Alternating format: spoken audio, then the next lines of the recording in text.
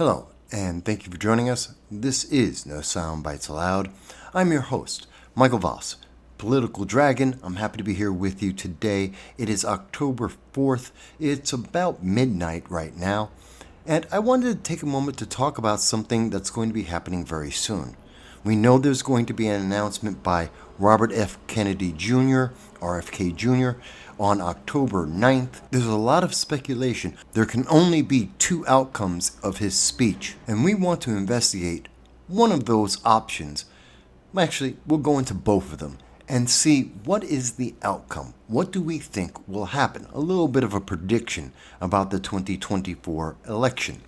But before we get started, we do want to mention, if this is the first time you're seeing our channel, we welcome you. We thank you for being part of our audience. We appreciate you. We also want you to know we do long-form political commentary, and every Sunday at 2:30 p.m. Eastern Standard Time, we do a live stream with you. We reach out across all the internet that the internet overlords will allow to be able to reach you, to hear your voice, because the First Amendment isn't just an American principle, it's for everyone.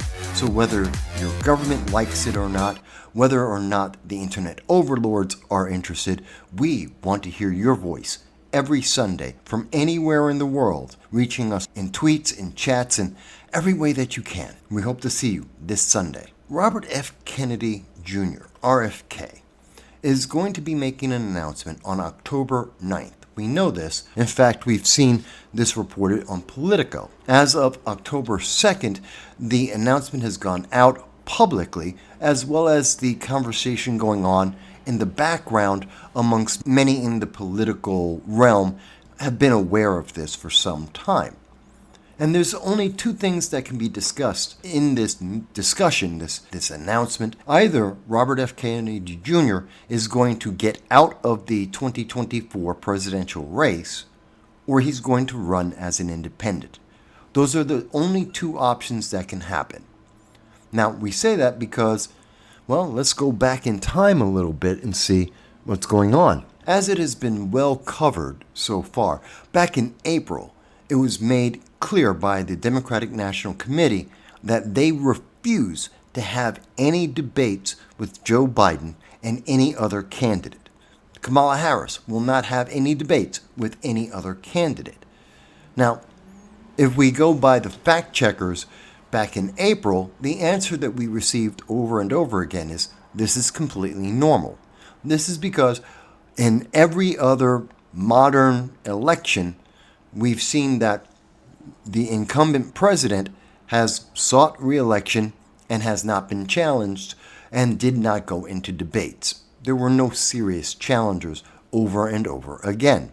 And as we see in the article from Newsweek, they do cite that this has happened to Ronald Reagan, to George Bush, to Barack Obama.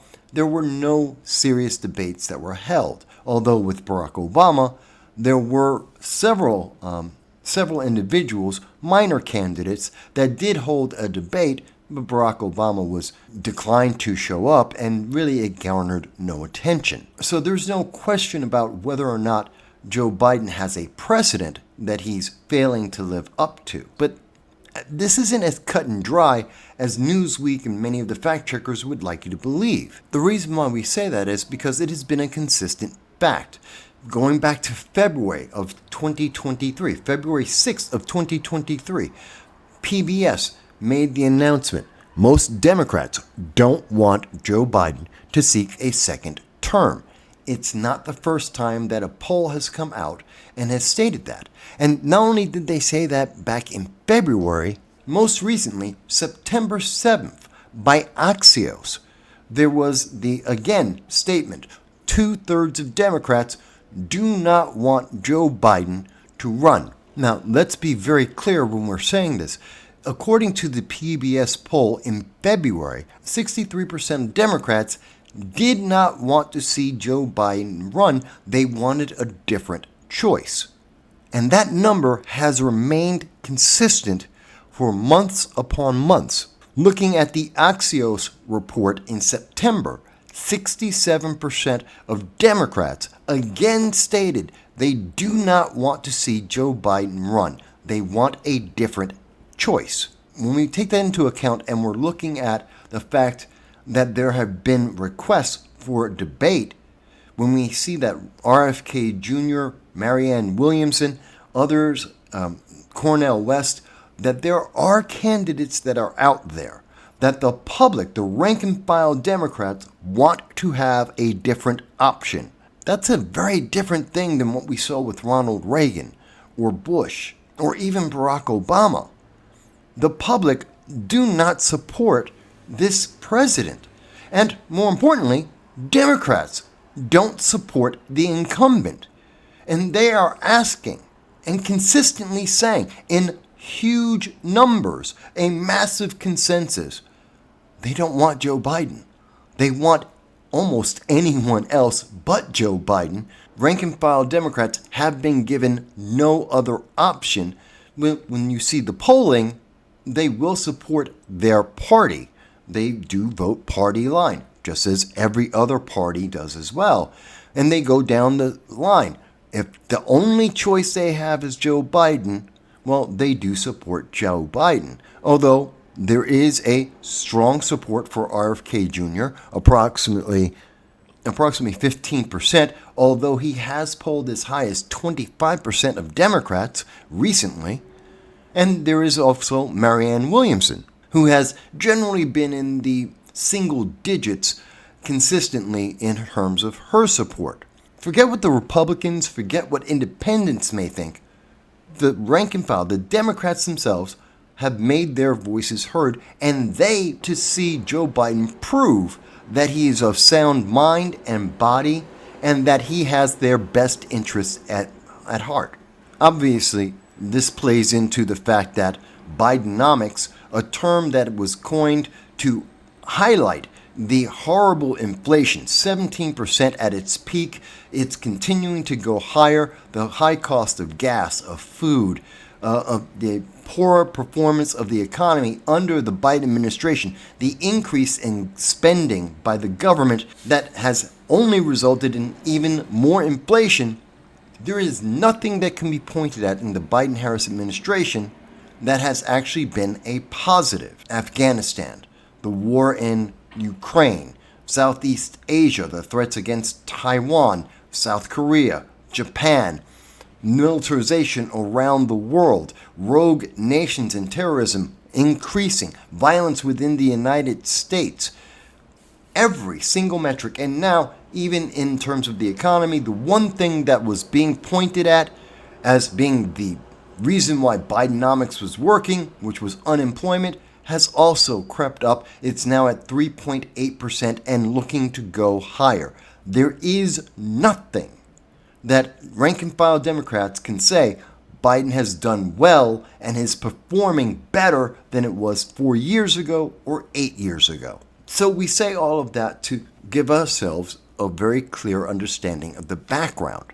There is a demand unlike what we have seen in presidents previously.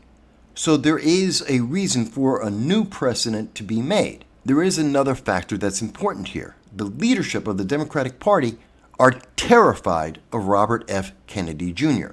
Now, we've already covered previously on this program several PACs and organizations that fund Democratic candidates have already gathered Democrats over the summer in the Senate and have warned them that if they were to show support or even hint at support of anyone besides Joe Biden, their re-election campaigns would suffer and would not receive funding nor support. Throughout the entire summer, RFK Jr., in his announcements, he has been downplayed by the mainstream news media. He has been accused of everything under the sun. He's been called a sexist, a racist.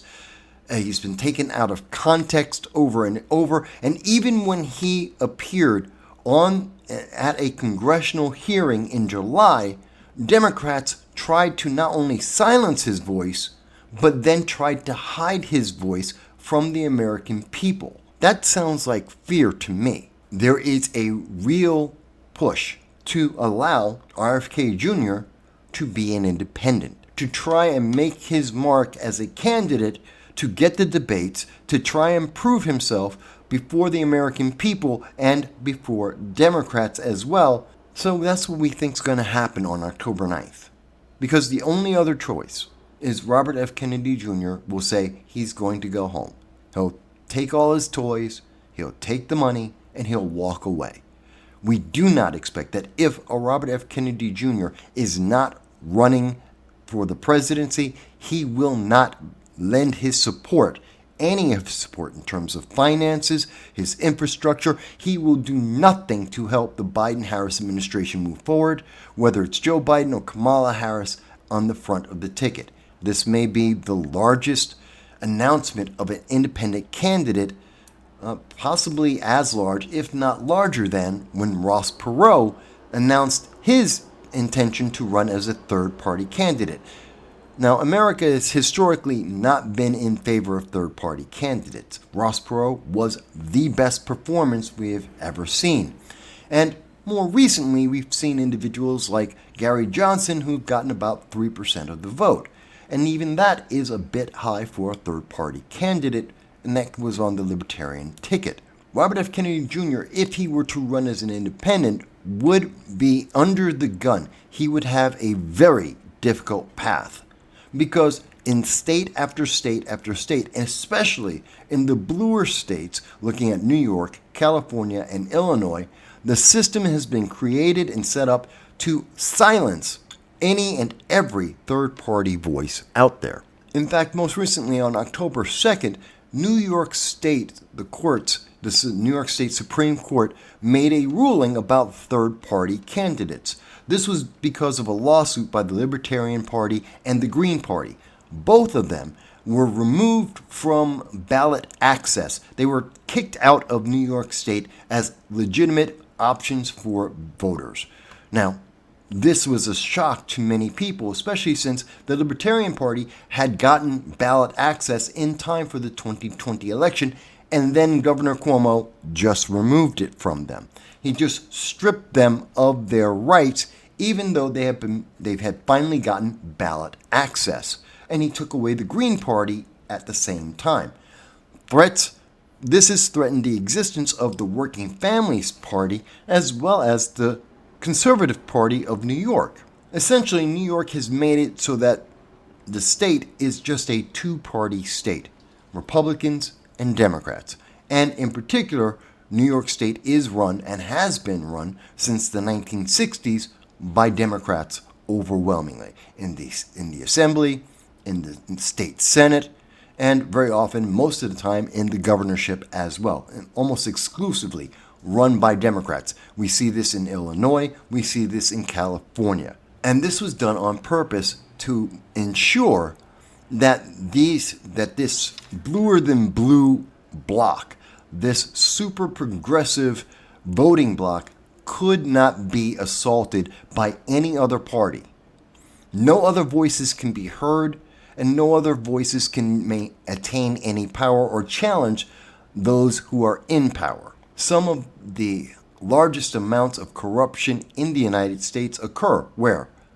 Well, New York, California, and Illinois, places where there are no other options. But in looking at RFK Jr., he is going to have to build up an infrastructure almost overnight that will need to be able to gather 2% of the voting base in New York and in California, 5% of the voting base in Illinois, to even be able to be recognized as a potential challenger, or otherwise being a write-in candidate. And write-in candidates are notorious for not being successful for any of the higher offices in the land. That is going to take a lot of time, and that takes a lot of money, which would make sense why he would make that announcement on October 9th, to try and give him enough time to get through by April to have that infrastructure, to be able to get those votes, to get those petitions and signatures, to be recognized in time to be put on the ballot.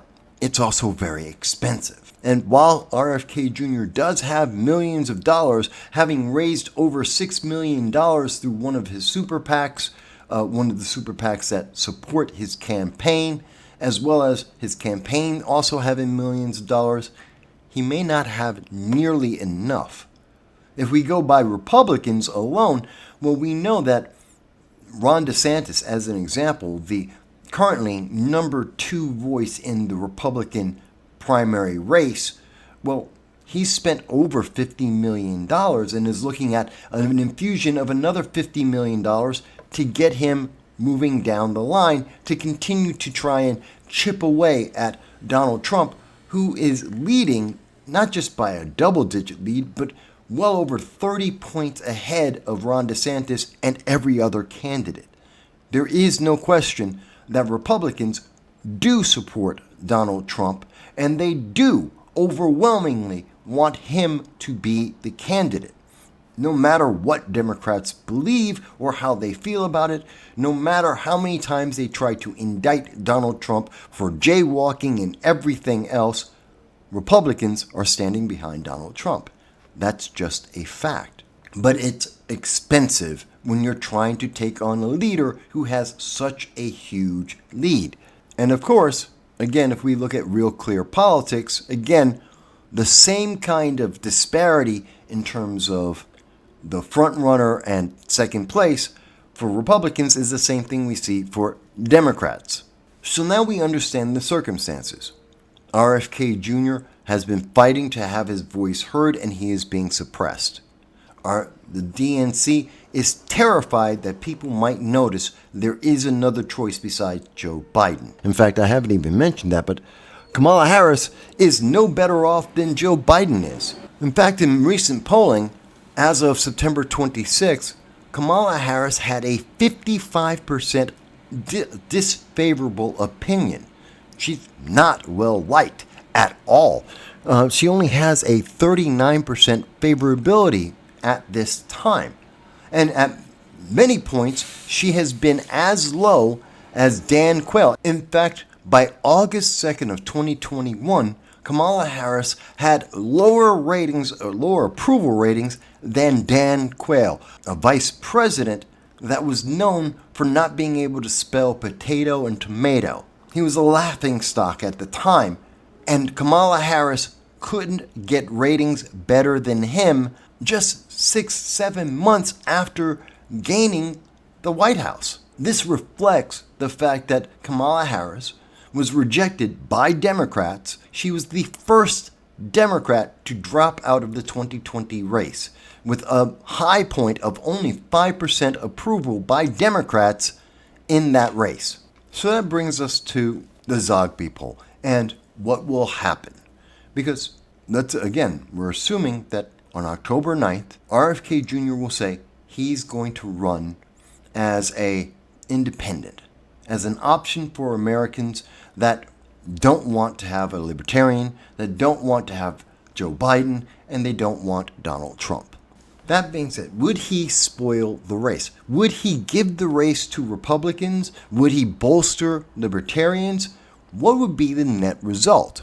Well, according to the Zogby poll, RFK Jr. gets into the race. He is expected to get approximately 19 to 20%, which would put him just above Ross Perot and his performance as a third-party candidate. This would drop both Joe Biden and Donald Trump down to 38-38 tie. So you wouldn't see Robert F. Kennedy Jr. win, but at the same time, neither does Joe Biden or Donald Trump. That essentially brings us to where we are right now, a dead tie. 45-44 in favor of Donald Trump, about 1 point up. Consistently, we have seen, and as far back as you would like to go, we have seen that overall, this race has been almost exactly neck and neck. While there have been brief moments where Donald Trump or Joe Biden will take a lead in one poll, overall, consistently, the weight has been a statistical tie, if not a numerical tie, in each of the candidates. And, again, according to the Zogby poll, if RFK Jr. is in the race, it's again a 38-38 race, a dead tie. There is no difference, except there are 20% of Americans who would no longer be stuck within the rigid two-party system that we have seen dominating American politics, especially since the changes in our election system in the 1970s. Does that mean RFK is going to spoil the race? Well, the answer is, let's take RFK out of the election. Does Joe Biden, according to current polling, does Joe Biden win? No. Now, there is a big question. Would an RFK Jr. lose to Donald Trump? Probably.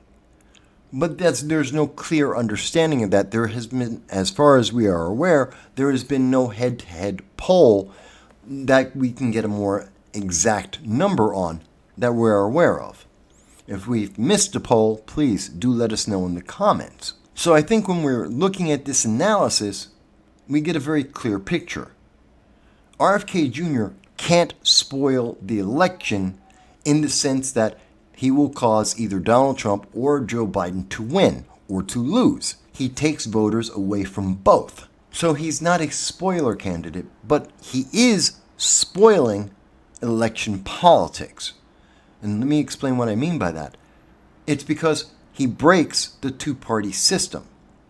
If we see RFK Jr. do as well or better than what we saw with Ross Perot, if we see at a time where the Libertarian Party and other third-party groups like the Democratic Socialists of America, when we have other smaller groups that are trying to rise in prominence and are gaining young people in droves, this is a threat to the two-party system. The Republican Party and the Democratic Party are in danger. This is why we've seen New York State, California, Illinois change their election laws to drive out and put under their boot third-party organizations. They are terrified that they will lose their significance, and that in losing that significance, that overwhelming pressure, they will lose power. And I think that's the real question here. Robert F. Kennedy Jr. is a spoiler to the two-party system, not to the election, not to the candidates. He breaks the two-party system because it reminds the public they have another choice. See, one of the biggest problems that we saw in New York, and we have seen in many of these races, and this was the justification in New York for trouncing third parties. Quote, for nearly a century, the support thresholds were disproportionately low compared to the ever-increasing population of eligible voters, such that ballot lines were taken up by candidates and organizations that lacked any plausible chance of winning their elections. The position in New York, which is run by Democrats, in California, which is run by Democrats, in Illinois, which is run by Democrats, is that any other voice that isn't following their approval, well, they shouldn't be heard. They want to silence those voices. We see that on Twitter. We see that on social media. We see that in elections as well. So they want to nullify any other voice. And thus, third-party groups like the Libertarian Party, the Green Party, Working Families, Conservative Line, they all get pressure to be silenced. But nowhere in the Constitution does it say that there can only be two parties. Nowhere in the Constitution does it say that the public cannot have a choice except the one that is offered by the major parties in America. People are not reminded almost ever that they have the right, and it is absolutely plausible in every single race that you can write in any choice you want. In every election, especially presidential elections, approximately 2% or more of every election have people writing in Mickey Mouse, Donald Duck, any and every name you could possibly think of, and these are often considered wasted ballots or miscategorized or thrown out so they're not counted like a regular ballot would, but those are write-ins. That's people making a protest vote saying none of the above. And every American has that right. Whether the state would prefer it or not is irrelevant to the fact that that is the right every American citizen has, and there is nothing in the Constitution that could force anyone to be restricted from being able to do that. In fact, up until about the 1970s, that's what people did on a regular basis. Just wrote in their candidate, whomever they chose, whether they were local or national candidates, it didn't matter. Obviously, we've become more electronic in our voting systems. We've seen a lot more disparity in the systems that are being used and irregularities that go along with that. And even though elections now are supposed to be the most secure that have ever been seen, the public confidence is lower than pretty much any time in my lifetime of over a half a century. So maybe we need to go back to reminding people that they have a choice. Their choice is whatever they choose to write it in. And I know I've been attacked by this. I've had Republicans attack me on this idea. I've had Democrats attack me on this idea. Writing in a candidate is not a wasted vote. It matters. It counts. It's valid. And it's as important and as useful as voting just the party line. Whether or not the parties like it is immaterial. You're not voting for the parties. You're voting for who you think should be in that elected office, no matter what elected office you're voting on. And I think that's why RFK is so dangerous. Because it is a reminder and a lesson to the youth of America as well as everyone else that you are the power in elections. Not the DNC, not the RNC, none of the political parties. It's you, the voter. You have ultimately all the power. And when you walk into that election booth, when you sign that mail-in ballot, you have the right to write any name you wish on that ballot and cast your vote. We're not going to see the Democrat and Republican parties break and suddenly no longer function. We're not going to see a massive surge in the Green Party, the Democratic Socialists of America, or the Conservative Party, or Libertarian Party. There will be some growth of all of these groups, but we won't break the Republican or Democrat stronghold. But we will see more choices. We will see, but I believe, more debates. We will see more primaries. We will see more people spending time finding out who these candidates are, and based on what they find, putting their money behind these other lesser choices. And that's a good thing. Yes, some of these candidates will get 0.5%, maybe 0.1% of the vote. Maybe your favorite candidate is the rent's too high party. Well, rent is too high. Maybe we do need to focus on that a little bit more. And maybe if they only get 0.5%, no, they won't win, but maybe then we get some legislation or some political attention on why rent is so high. Why is inflation skyrocketing? Why is it the economic policies that have been put forth by Republicans and Democrats alike failed? Why are they failing so badly? Maybe if there is another voice that's taken away just enough votes to change an election, a close election, maybe then we start getting some answers. Many people may not remember. It was 2015 when Stephen A. Smith, a ESPN sportscaster, mentioned that every black person in America should vote Republican once. That all at once, in the 2016 election, every black person shouldn't vote Democrat. They should vote Republican or anything else, but not Democrat. And he guaranteed, if you do that even once, every party will pay attention to black people and black issues. No one's ever taken him up on that.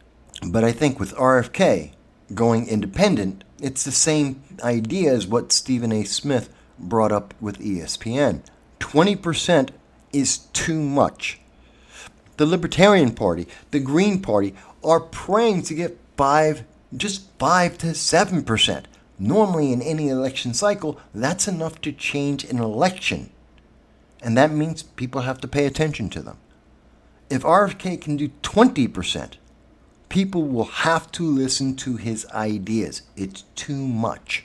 And I think once that happens and people recognize that, we change our system. I think that's a good thing. I think that leads to a better America with better ideas and a better future. What do you think? Do you think RFK Jr. breaks the election for 2024? Do you think he gives the election to Joe Biden or Donald Trump if he runs as an independent? Do you think a third-party vote makes sense? We want to hear what you have to say, not only here in the United States, but around the world. And of course, we ask you, if you can, join us every Sunday at 2:30 p.m. Eastern Standard Time, where we will talk about this and everything else that is going on. This is No Soundbites Allowed, and I am your host, Michael Voss, Dragon in the Southern Tier. I'm happy to be here with you today. Eric Holder, the Attorney General of the United States, admitted he has not read the Arizona immigration law. I know it is a difficult task to stand up in front of our peers and say that Congress has failed to listen to voters. You here at CPAC said yes to President Donald Trump in 2016, and I know you're going to say yes to... She was very aware that she had the flag in her hands and that the flag was dragging on the ground. That is an intentional action. She knows what she is doing. She then drops the flag. Understand the logic, and we see this in social media on a regular basis, and it's something that Newsweek decided not to tell you about. Representative Sheila Jackson Lee, a representative in Congress who is writing laws to deny American citizens their rights, has no idea what she's talking about. And they are against the vaccine mandate. Yeah, absolutely. Now, you support that? Last time I checked, there were not a lot of planes crashing into each other at airports, right? You can meet a very, very stringent accuracy rate when it's important, when it matters, like in federal elections. The quote from Joe Biden where he is admitting that he is willing to lie to the American people.